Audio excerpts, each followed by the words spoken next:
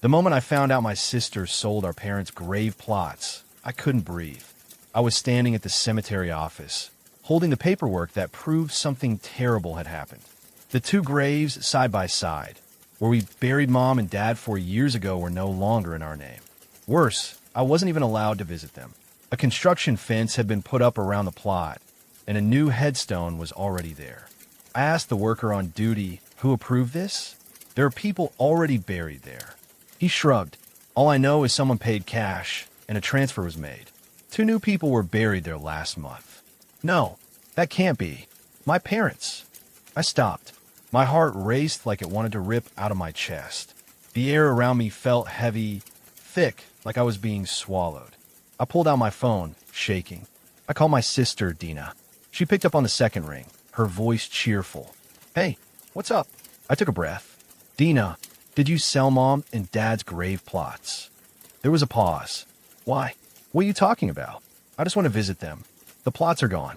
There's a new headstone, 2 new names, and the office said it was sold for cash. Another pause. Look, I didn't think you'd notice. No one visits anymore, right? And you sold them? Are you crazy? Do you have any idea what you've done? She scoffed. Relax. They're just patches of land. It's not like they're still using them. I clenched the phone so tight my knuckles turned white. I wanted to scream, but I stayed quiet because Dina didn't know the truth. She didn't know who else was buried there with our parents. And she didn't know what was inside the sealed box we had lowered into the ground beside them. The box we had promised never to speak of again.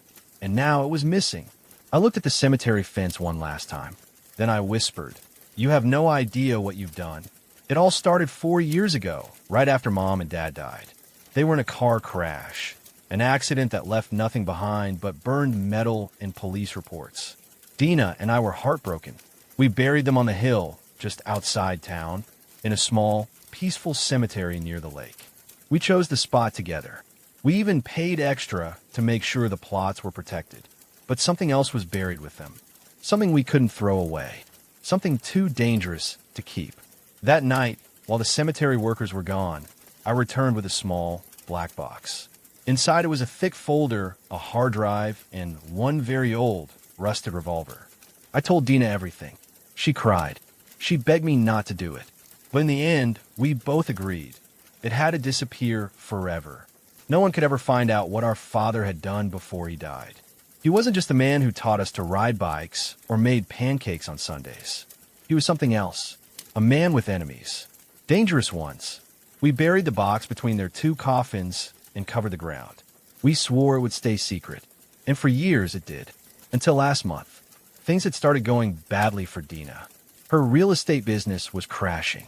She owed money to people she wouldn't name. She sold her car, then her jewelry, then even some of Mom's things. I told her I could help. I had savings. I would support her, but she didn't want my help. Instead, she did the unthinkable. She sold the only thing left of our parents. Now, it made sense why she avoided talking to me, why she canceled our visit to the cemetery, why she cried on the phone last week and hung up when I asked questions. She was hiding the sale, but I never imagined she would do it knowing someone was already buried there. I never thought she'd sell it while the black box, that box, was still underground. The one holding all of Dad's secrets. I left the cemetery office and drove straight home. My mind wouldn't stop spinning. I knew I had to go back. I had to see what had become of the graves. But there were people buried on top now. That meant they had dug into the ground. They had moved things, maybe even opened the box. What if someone found it? What if it was already in the wrong hands? I unlocked the safe in my room and pulled out the backup flash drive, the one I swore I'd never use. It had a few of Dad's documents, enough to ruin lives if it got out. And if the main box was gone, this was the only copy left. I had to warn Dina, even though I was furious, even though she betrayed our family. But I didn't want to call her. I wanted to see her face when she found out what she'd done, when she realized the people who bought those plots might already be in danger. I showed up at her place that night. The door was open. I heard shouting inside. I stepped in. Dina was arguing with someone I didn't recognize, a man in a long coat. He looked angry. He was pointing at a duffel bag on the floor. "Where is it?" the man growled. "You said it was there." It was. I swear. The ground was fresh. but they didn't find anything. Are you sure they dug the right spot? I gave them the right location. I even gave them the names. I froze. They were talking about the box. I stepped forward. The man turned. His eyes narrowed. Who are you? Dina swallowed hard. He's my brother. I looked at her. What did you do? I didn't know, she whispered. I thought it was just land. I thought it didn't matter. The man stepped toward me. You know where the rest is, don't you? I didn't answer. He reached inside his coat, and that's when I ran. I ran out the door, down the stairs, into the cold night. I didn't stop until I reached my car, but I wasn't fast enough, because by the time I got in, the man was already standing at the end of my driveway, waiting, smiling, and behind him stood another man, wearing my father's old ring, the same one we buried him with. I locked the car doors without thinking, my heart pounding in my chest like a drumbeat. My breath came in short, sharp gasps. The man at the end of my driveway didn't move. His smile was small, cruel, and his hands were tucked inside his coat pockets. But it was the second man that froze me in place. He was taller, bald, with a long scar across his left cheek. And on his finger gleamed a ring I hadn't seen in 4 years. Dad's thick silver band with a blue stone. I had taken it off his burnt hand myself before we buried him. Dina had insisted it go into the grave with him. She said it was the only thing left that hadn't melted. That meant one thing. They had opened the box. They had touched our father's body, and they had taken what was buried with him. The taller man raised a hand and pointed straight at me. Get out of the car, he said calmly. I didn't move. Get out, he barked. I threw the car in reverse and slammed the pedal. The tires squealed. I spun out, hit a trash can, then took off down the street. I didn't look back. I didn't need to, because I already knew I was in deep now. They weren't looking for grave plots. They were looking for leverage. And if they had Dad's ring, they likely had more. I drove all night, not knowing where I was going. I ended up 3 towns over at a 24-hour diner. I parked at the edge of the lot, pulled my hoodie up, and tried to disappear into the corner booth. My mind was racing. Who were those men? Why did they want the box? And how had they even known about it? Unless Dina, she had to have told someone. Maybe she thought the box had value. Maybe she sold that too. If she'd mentioned it, I pulled out my phone, but I didn't call her. Instead, I opened the flash drive I brought and reread the file I had hidden for years. The one I named Old House Receipts to keep it boring. But inside were pages of names, locations, photos, and coded messages. I didn't know what half of it meant, but I knew enough to understand my father hadn't just been a man with secrets. He had been part of something dangerous. One photo stood out. It was of a man in a leather jacket, standing in front of a cabin with a large red X spray painted on the wall. Dad had written one word under it. Rogue. I remembered that cabin. We had driven past it once when I was 10. Dad told us to never stop near it. It's cursed, he'd said with a laugh, but there was tension in his eyes. Like he wasn't joking. That cabin was less than an hour from here. It was all I had to go on. So I left the diner and drove through the woods until I found the dirt road leading to it. The gate was still broken. No signs. No lights. Just a cabin, quiet, old, and still holding secrets. I parked the car behind a fallen tree and walked up slowly. Every step crunched leaves and made my skin crawl. When I reached the door, I paused, then knocked twice. No answer. I pushed the door open. The place was filled with dust and old furniture, but the back wall had something strange, a floorboard that looked newer than the others. I pried it up using a broken chair leg. Underneath was a compartment. Inside was a stack of books, a sealed envelope, and a key. The envelope had my father's name written across it, and underneath, in his handwriting, in case Dina ever betrays us. My blood went cold. He had known, even back then. I opened the letter. Inside were instructions to access a locker in a storage facility downtown, one I didn't know existed. The key in the envelope matched the one listed. But that wasn't the most shocking part. The last line of the letter said, "If the box is disturbed, they'll come for both of you. Keep your sister close, or she'll die first." I raced back toward town as the sky turned pink with sunrise. I needed to find Dina. She didn't answer her phone. Her apartment was empty, her lights off, and her car missing. I searched the places she liked, the cafe near the beach, the mall, even the small church she used to sit in when things got hard. Nothing. Then I got a text from an unknown number. Meet us at the graves. Bring the drive. Where she's next. Attached was a photo. Dina, tied up, a gag over her mouth, tears running down her face. And behind her, the man with the scar holding Dad's ring. They had her, and they wanted the flash drive. I had two options: give them what they wanted, or walk into a trap with a plan of my own. But one thing was clear. This all started at the grave, and it was going to end there, too. I stared at the photo of Dina on my phone for a long time. Part of me was still furious.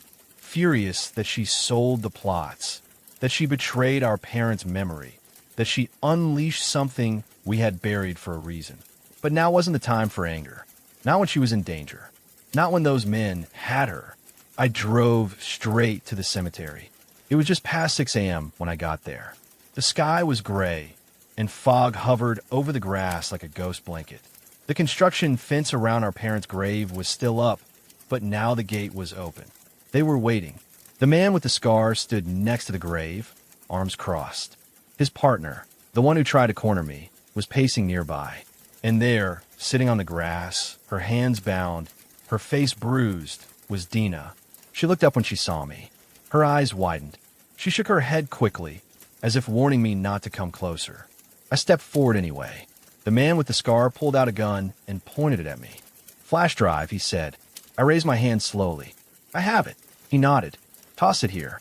I reached into my jacket pocket and pulled out the drive. But I didn't throw it.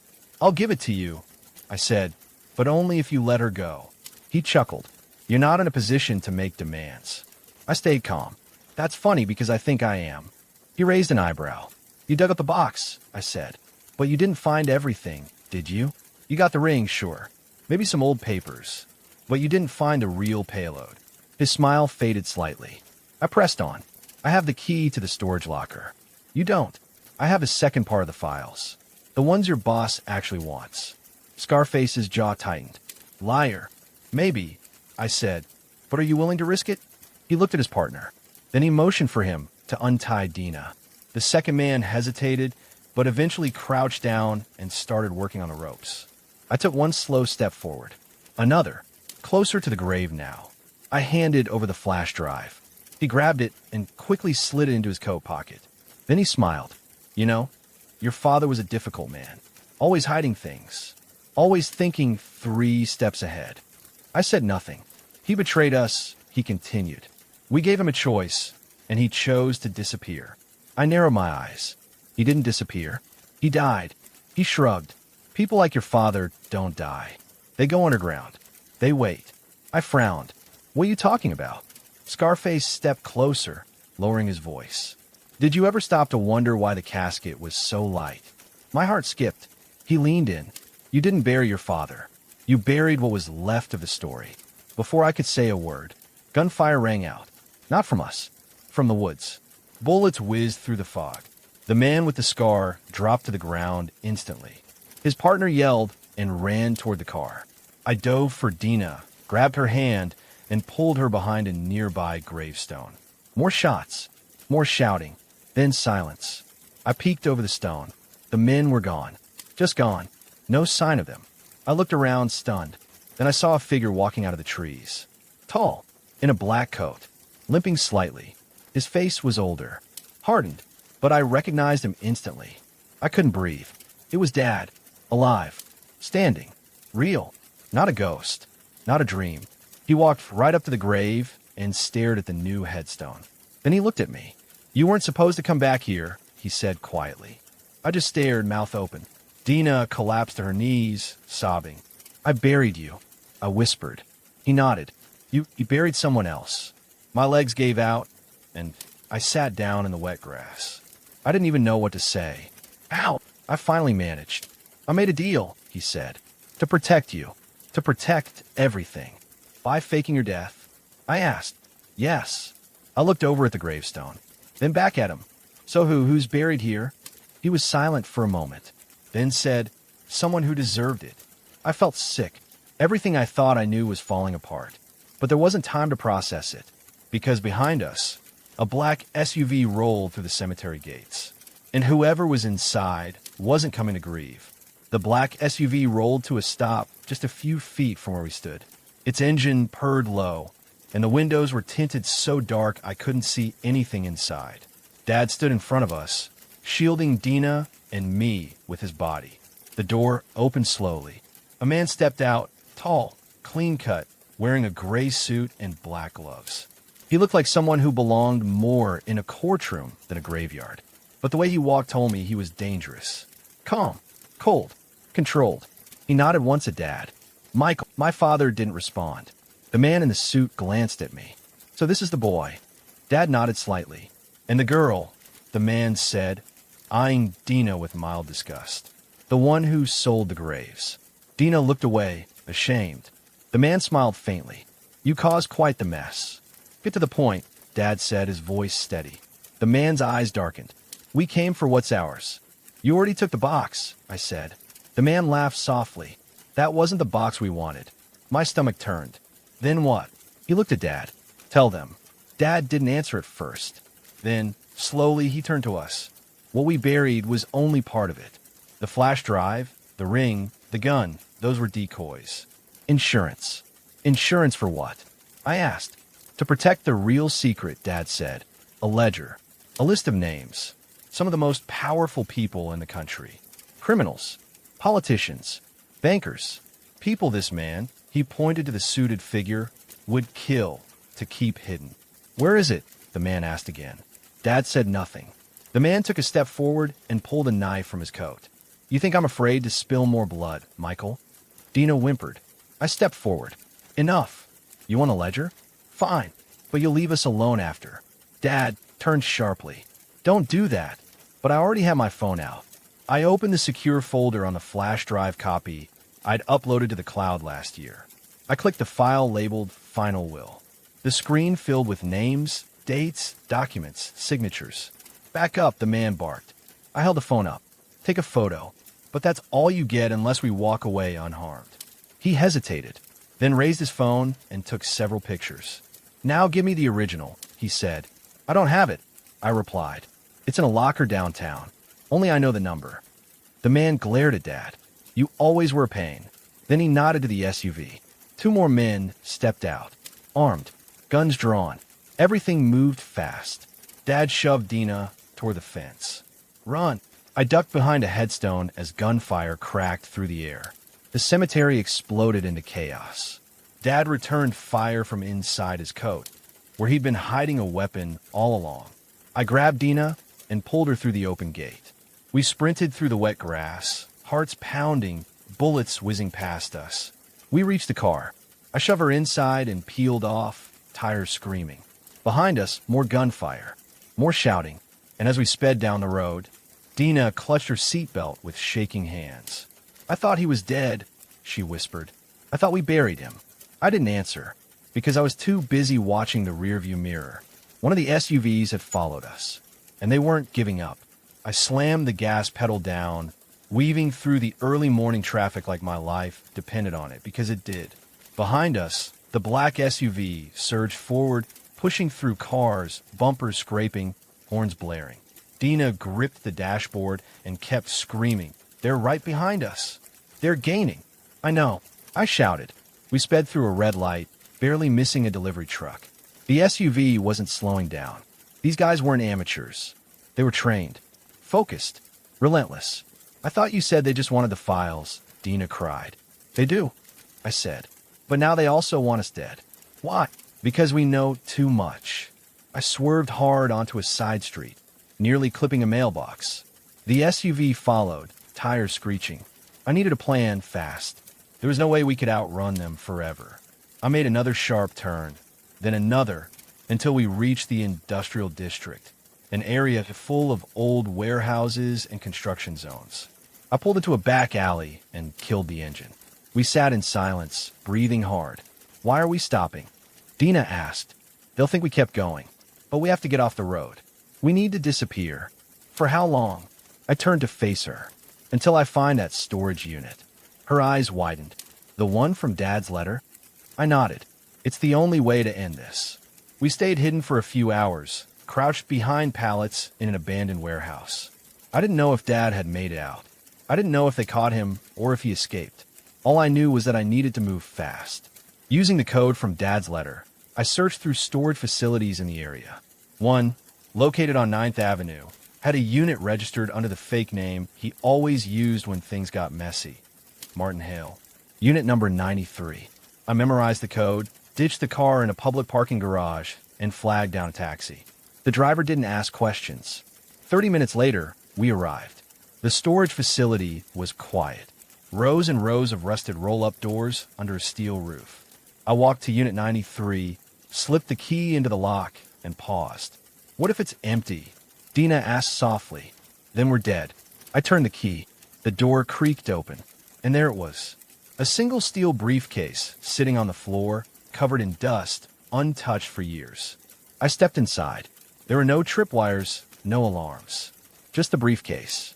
I knelt down and opened it. Inside was a thick black notebook, a burner phone, a USB stick, and a stack of photos. The first page of the notebook was filled with names, dozens of them, each with red ink notes beside them. Government officials, CEOs, judges. It was the ledger, the real one. Proof that my father had been part of something bigger, something darker, a network that ran deep through the veins of the country. We can't hold on to this, Dina said. They'll come for us. I'm not giving it to them, I said. Not after what they've done. Then what are we going to do? I looked at the burner phone. On the back was a number written in permanent marker. Dad must have left it for this exact moment. I dialed. It rang once, twice. Then a calm, male voice answered. This is Raven. I froze. I have something of Michael's. I think he left this number for her. The man interrupted. Location. I hesitated.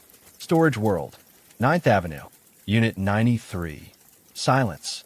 Then he said, don't move. The line went dead. I looked at Dina. Help is coming. She didn't look convinced. 20 minutes later, a black motorcycle pulled into the alley beside the storage unit. The rider wore a helmet with a dark visor and didn't speak as he approached. He held out a phone. A video was playing. It was Dad, recorded weeks ago. If you're seeing this, Dad's voice said, then I didn't make it. But that's okay, because I knew this day would come. You'll find the ledger in the case. You'll also find the last piece of the puzzle, something not even they know I kept. He paused. The ring was never just a ring. The screen cut to black. I blinked. What? The biker pulled a small velvet pouch from his jacket and handed it to me. Inside was the ring. Dad's ring. But when I turned it, I noticed something I had missed before. A small, almost invisible seam. I twisted it gently. Click. A tiny piece popped out, a memory card. A backup. Encrypted. Probably the only full copy left. The biker pointed to the ledger, then to the memory card, then back at us. No more running, he said quietly. And then, without another word, he turned and drove away. Dina looked at me, her face pale. What now? She asked. I stared at the open briefcase. Then I picked up the memory card. Now we go public. But just as I said it, my phone lit up. An alert. Breaking news. Storage facility on 9th Avenue explodes in mysterious fire. Several units destroyed. Casualties unknown. The screen I turned slowly. Flames were rising in the distance. We had left the door open. They had followed us. And now, they knew we had the ledger.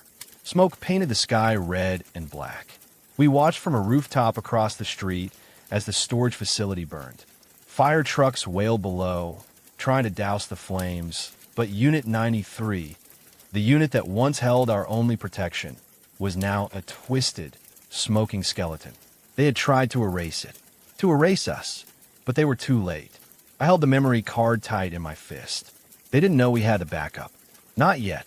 They're going to come for us now, Dina said, her voice shaking. They already are. We left the rooftop and took the long way back to the car, sticking to alleys and shadows. I avoided cameras, kept my head low, eyes peeled. Every passing car felt like a threat. Every pedestrian felt like a spy. The city no longer felt safe. Now it was a hunting ground. We needed help, but not just any help. Someone who knew the system. Someone who could blow the whole thing wide open. I called someone I hadn't spoken to in years, Ms. Oladapo. She had been Dad's lawyer once, before everything went dark.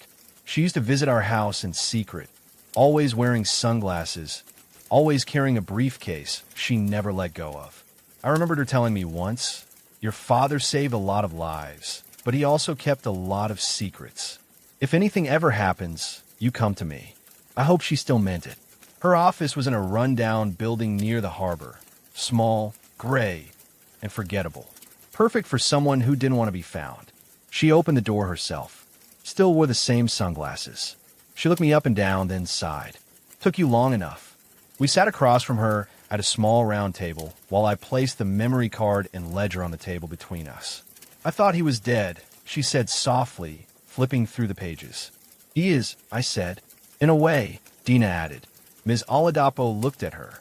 "You're the sister who sold the graves." Dina flinched. "I didn't know." "I don't care what you knew," she snapped. "You lit the match. Now we're all breathing smoke." She turned back to me. "What do you want to do with this?" "I want the truth out," I said. "I want people to know who these men are, what they've done, and I want them gone." "That's a lot of wanting," she said. "You realize the people on this list, they're not just rich. They're powerful. Presidents, bank executives, war generals. They'll kill to protect this." I nodded. "Let them try. I'm done running." She stared at me for a long moment. Then she stood, walked to her cabinet, and pulled out a burner laptop and a satellite hotspot. "I can leak this," she said. "All of it. The files, the photos, the ledger, and the encryption key on the ring. I'll send it to 10 of the biggest independent news outlets in the world. That way, even if one gets shut down, the others survive." "Do it," I said. She began typing. Dina reached for my hand. "Are we sure?" "No," I said, "but it's right." Suddenly, the window behind us shattered. Glass exploded across the room. Gunshots. We dropped to the floor. Ms. Oladapo grabbed a pistol from her desk drawer and fired back blindly through the broken window. I pulled Dina behind the table, heart pounding. "They found us," she gasped. I peeked up. 3 men were storming the hallway. One had a silencer. Another was holding a phone, probably tracking us through the memory card. We had to move. "Back exit," Ms. Oladapo shouted. We ran, following her through a hallway filled with dusty bookshelves and filing cabinets. A metal door led to an alley. She kicked it open. We burst into the street, hearts thudding. More shots. Ms. Oladapo stayed behind, covering us. We didn't stop running until we reached an underground parking garage 3 blocks away. My lungs burned. My legs ached, but I still clutched the memory card. We had lost the ledger, but the card was enough. Dina sank against a wall, panting. "I didn't ask for any of this," she whispered. I looked at her. "Neither did I. But it's ours now." My phone buzzed. A message from an unknown number. "You think the truth protects you? Look outside." I turned and froze. Across the street, on the rooftop of a parking garage, a sniper stood. A red dot hovered on my chest. Before I could move, a shot cracked. Time slowed as the crack of the gunshot echoed through the empty garage. The red dot on my chest jerked, and I threw myself sideways, dragging Dina down with me behind a concrete pillar. The bullet smashed into the wall where my head had been a second before, sending chips of cement flying. Dina screamed.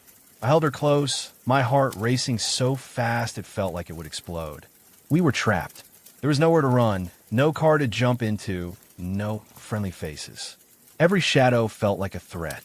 "Stay down," I whispered, as another bullet struck the pillar, showering us with dust.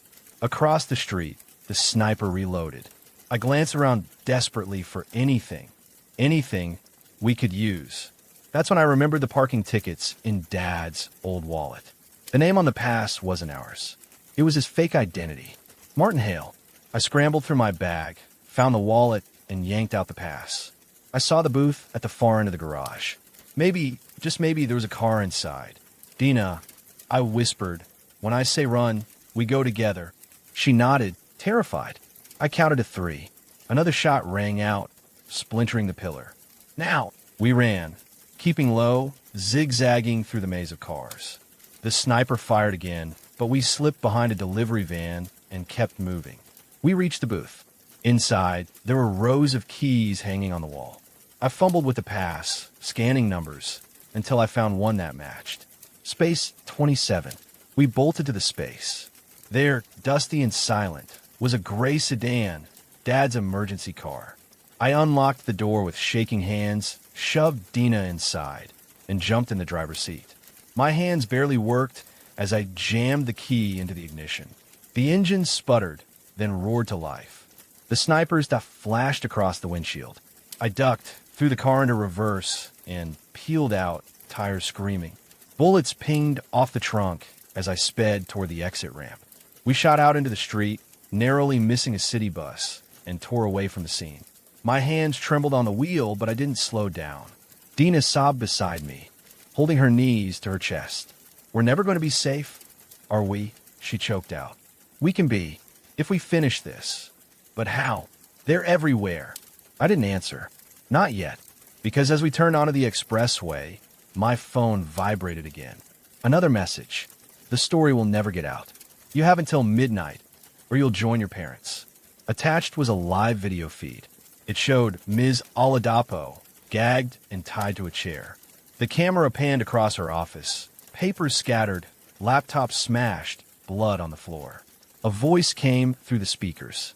It was the man in the gray suit. Calm, controlled, deadly. Come to the old lake, pier before midnight. Alone. Bring the ring and the card.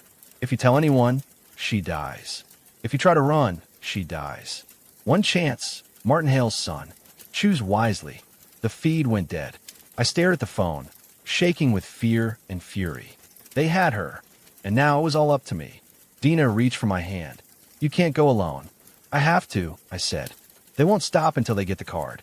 She shook her head. You're not alone in this anymore. I got us into this mess. Let me help you get us out. I thought about everything we'd lost. Our parents, our peace, our trust, and now, maybe our only ally. But we had one last move left.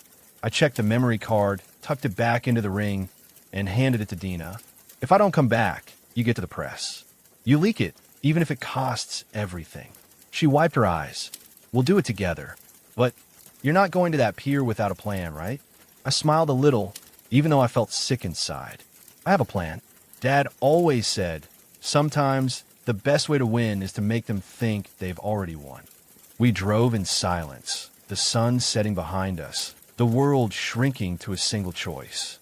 At the lake, the water was still, reflecting a sky streaked with orange and purple. I parked the car out of sight, checked the ring and the card one last time, and started walking toward the pier. And as I stepped out onto the old wooden boards, the man in the gray suit stepped from the shadows, gun in hand. He smiled, cold and sure of himself. Welcome home, he said. Let's end this. The lake was perfectly still. The boards creaked under my feet as I walked slowly down the long, empty pier. I kept my hands where he could see them, the ring in my fist, the memory card hidden deep inside. The man in the gray suit was waiting at the very end, the gun glinting in his hand. Two more men stood behind him, silent, watching every move I made. And there, tied to a piling, was Ms. Oladapo. Blood trickled from her hairline, but her eyes blazed with anger and hope when she saw me. You came, the man said, sounding almost bored. You're smarter than your father. I kept my voice steady. Let her go. He shook his head. Not until I have the ring, the card, and the truth about where you hid the rest. I brought what you wanted. I held up my hand, showing him the ring. He nodded. One of his men stepped forward and frisked me quickly, taking the ring and the card. They handed them over to the man in the suit. He smiled, slipped the ring onto his finger, and examined the memory card. Very good, he said. You know, your father really thought he could bury all his secrets with a bit of dirt and a cheap box. But it never works, does it? He tossed the card to one of his men. Get in the car. Test it. If it's the real thing, text me. If not, he aimed the gun at my head. Ms. Oladapo struggled, but the ropes held tight. I stared at the man, trying to keep my breathing steady. You'll never stop the truth. You can kill me, but someone else will leak it. He laughed, low and mean. I've stopped bigger stories than yours, boy. No one cares about skeletons until they start to stink. Behind him, the man with the card reached the SUV and plugged it into a laptop. Tense silence stretched. I heard a beep. The man looked up, nodded, and gave a thumbs up. The gray suit man grinned. See? It's over. You lose. He cocked the gun. That's when everything changed. From the darkness behind the reeds, a second car's headlights flicked on. Figures moved, shadows rushing across the pier. A voice called out from a megaphone. Put the weapon down. This is the police. Drop your gun. Chaos erupted. The man in the suit grabbed me, spinning me around and holding the gun to my head as a shield. Don't shoot, he shouted. Back away or the boy dies. Officers moved out from behind the cars, guns drawn. In the confusion, Dina, who I'd texted my location and the code word now just before walking down the pier, slipped out from behind the police line, untied Ms. Oladapo, and dragged her to safety. The man holding me was shaking now. You think this changes anything? I can walk away. He never finished. Ms. Oladapo, freed and furious, picked up a fallen gun from the dock and fired.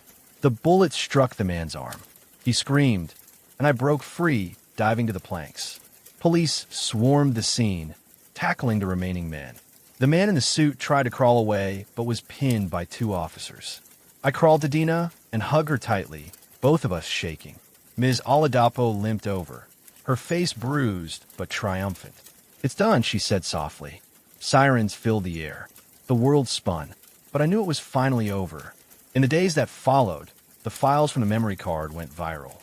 News outlets around the world exposed the network of corruption and crime. The names in the ledger, politicians, bankers, and criminals, were on every screen. Investigations began. Protests filled the streets. Justice at last seemed possible. Dad never reappeared. Maybe he was gone for good, maybe not. But the secrets he tried so hard to bury finally saw the light. Dina and I stood together at our parents' grave, now marked with both their names at last. We planted new flowers. We promised never to forget and never to let the truth be buried again. We were finally free, and for the first time in years, I felt hope.